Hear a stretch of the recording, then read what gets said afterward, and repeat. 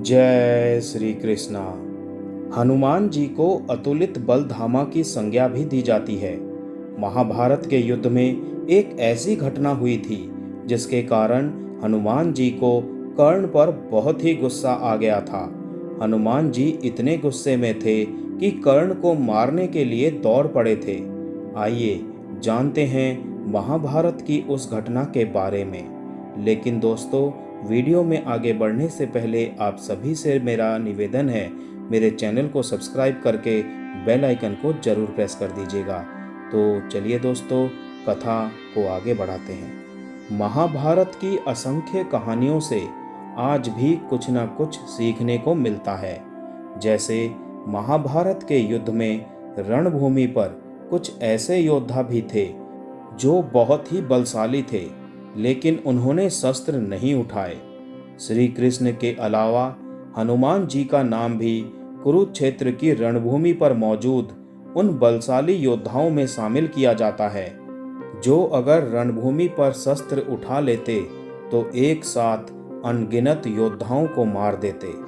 लेकिन फिर भी उन्होंने युद्ध नीतियों पर चलते हुए अपनी शक्तियों का प्रदर्शन नहीं किया। हनुमान जी से यह सीखा जा सकता है कि बलशाली होकर भी कैसे विनम्र और अनुशासन में रहा जा सकता है। हनुमान जी से महाभारत की एक कहानी भी जुड़ी है। इस कहानी के अनुसार कुरुक्षेत्र की रणभूमि पर एक ऐसा समय भी आया था जब हनुमान जी को इतना गुस्सा आ गया था कि वे कर्ण को मारने के लिए उसकी तरफ दौड़ पड़े थे। महाभारत की कहानी के अनुसार कुरुक्षेत्र के युद्ध में श्री कृष्ण अर्जुन के सारथी बने थे। वहीं हनुमान जी अर्जुन के रथ पर लगे झंडे पर अपने सूक्ष्म रूप में विराजमान थे। हमेशा अपने आराध्य और परम मित्र राम जी के साथ रहने वाले हनुमान जी द्वापर युग में भी श्री राम के अवतार श्री कृष्ण के साथ थे। हनुमान जी रथ पर लगी पताका के ऊपर बैठकर पूरे युद्ध को देख रहे थे। महाभारत का युद्ध अपने निर्णायक मोड़ की तरफ बढ़ रहा था। कुरुक्षेत्र की रणभूमि पर कई योद्धा वीर गति को प्राप्त हो चुके थे। कर्ण को अर्जुन की तरह ही एक महान योद्धा माना जाता था। दोनों ही अपने शक्तिशाली अस्त्रों के साथ एक दूसरे पर वार कर रहे थे। अर्जुन के पास गांडीव था तो कर्ण के पास विजय नाम का धनुष था। कर्ण और अर्जुन दोनों भाई थे। दोनों की माँ एक ही थी, लेकिन फिर भी दोनों अलग अलग पक्षों से लड़ रहे थे। कर्ण ने दुर्योधन से मित्रता के कारण कौरवों को चुना था। अर्जुन और कर्ण एक दूसरे पर बाणों की वर्षा कर रहे थे। अर्जुन जब कर्ण की तरफ तीरों से प्रहार करता था तो उनका रथ 25 से 30 कदमों की दूरी पर पीछे खिसक जाता था। वहीं कर्ण के बाणों के प्रहार से अर्जुन का रथ 2-3 कदम ही पीछे खिसकता था। अर्जुन का रथ जब जब पीछे खिसकता था तो श्री कृष्ण के चेहरे पर मुस्कान आ जाती थी और वे कर्ण की प्रशंसा करने लगते थे। यह देखकर अर्जुन से रहा नहीं गया तो उसने कर्ण की प्रशंसा करने का कारण पूछा।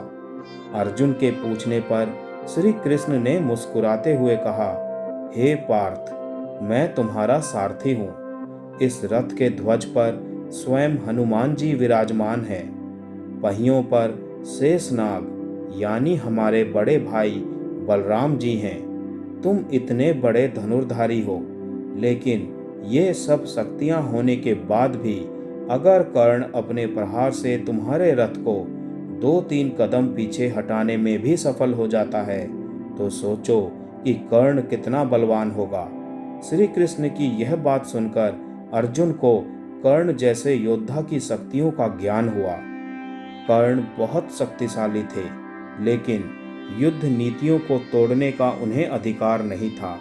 कर्ण ने जब देखा कि अर्जुन पर लगातार प्रहार करके भी वे अर्जुन का कुछ नहीं बिगाड़ पा रहे हैं तो उन्होंने गुस्से में कई तीर एक साथ चलाने शुरू कर दिए। तीरों की संख्या इतनी ज्यादा थी कि इनमें से कुछ तीर श्री कृष्ण को लगने लगे। कर्ण का एक तीर जैसे ही श्री कृष्ण की छाती पर जाकर उनके सुरक्षा कवच से टकराया तो यह देखकर हनुमान जी को गुस्सा आ गया। हनुमान जी रथ पर लगे ध्वज से नीचे कूदे और लघु रूप से अपने वास्तविक रूप में आ गए। हनुमान जी को क्रोध में देखकर कर्ण ने धनुष को रथ पर रखा और क्षमा याचना करते हुए हाथ जोड़ लिए। श्री कृष्ण ने जब हनुमान जी को इतने क्रोध में देखा तो उन्होंने हनुमान जी को अपनी तरफ देखने के लिए कहा, जिससे कि उनका क्रोध नियंत्रित हो जाए। हनुमान जी ने श्री कृष्ण की बात मानकर उनकी तरफ देखा। अपने आराध्य को देखकर हनुमान जी का गुस्सा शांत हुआ, वरना हनुमान जी अपनी दृष्टि से ही कर्ण को भस्म कर देते। जय श्री कृष्णा। जय बजरंग बली।